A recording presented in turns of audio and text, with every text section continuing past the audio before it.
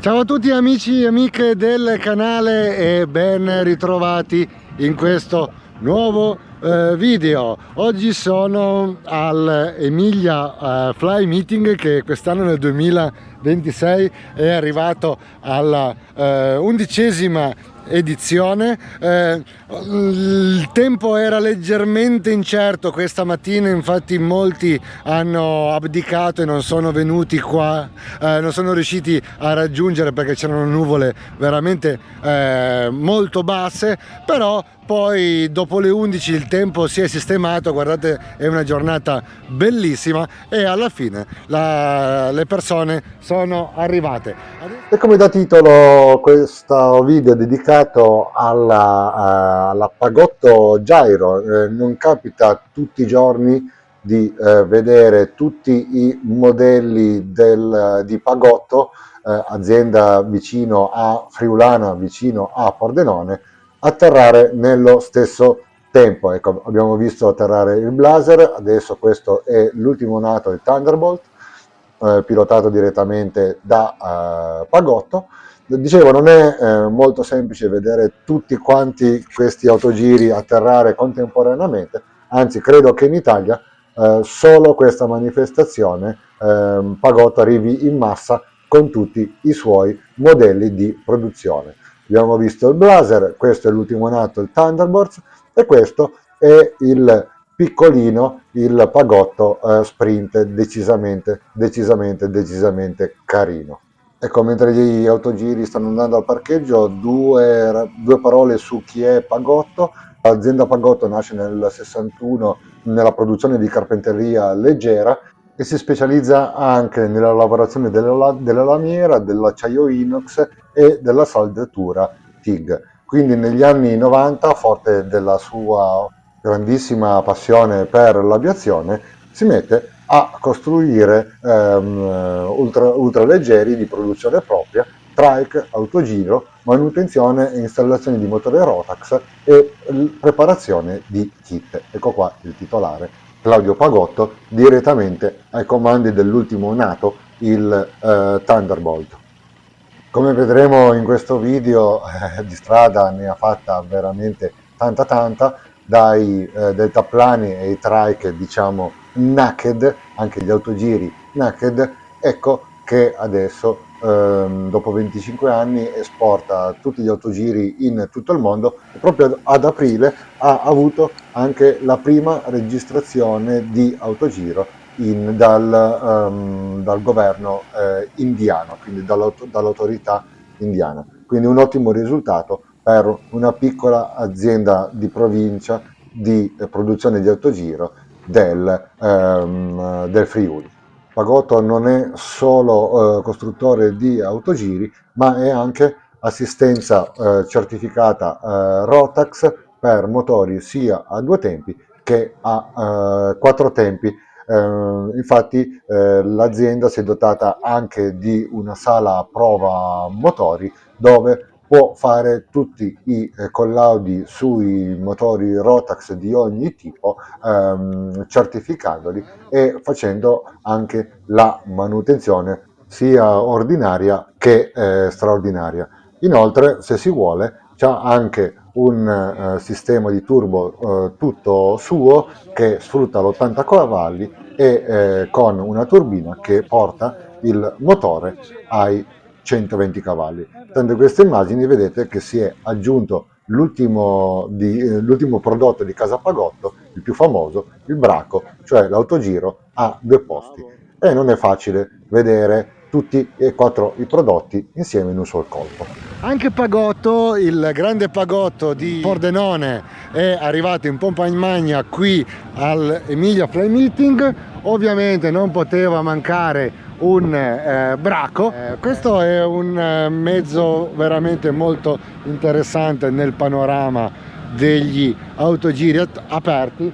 Monta il Rotax 914 e comunque è un mezzo che è decisamente molto comodo. La strumentazione è una strumentazione tutta quanta analogica, i nuovi hanno i Canardia. Anche il passeggero, guardate quanto spazio ha il passeggero per le gambe. Devo dire che è molto ben bilanciato come gambe e si sta veramente decisamente molto comodi. Forse si sta più comodi sul Braco che sull'Ela 07. Poi abbiamo il piccolino. Questo è il Bracco Sprint, monoposto come si può vedere, essendo molto corto è divertentissimo, e questo monta il Rotax 80 cavalli potenziato con la turbina. Ultimo nato in casa Pagotto per quanto riguarda i autogiri aperti, il Blazer, in questo caso motorizzato 915. Ragazzi, guardate quanto spazio c'è a bordo di questo autogiro, è veramente spettacolare, bellissimo. Anche il passeggero ha veramente uno spazio incredibile. È motorizzato Rotax 915, quindi 140 cavalli. Ed è l'evoluzione ovviamente del modello GT, quello rosso che abbiamo visto all'inizio, con un design un pochettino più contemporaneo e accattivante, e comfort per pilota e passeggero e maggiore serbatoio. Mancava ovviamente all'appello nella produzione un aeroplano completamente chiuso, ed ecco qua il Thunderbolt. Questo è praticamente l'autogiro di pre-produzione, che è l'evoluzione del GT, del Blazer e dello Sprint. Quindi ha un design molto contemporaneo, bellissime anche quelle canard davanti che gli fanno deportanza.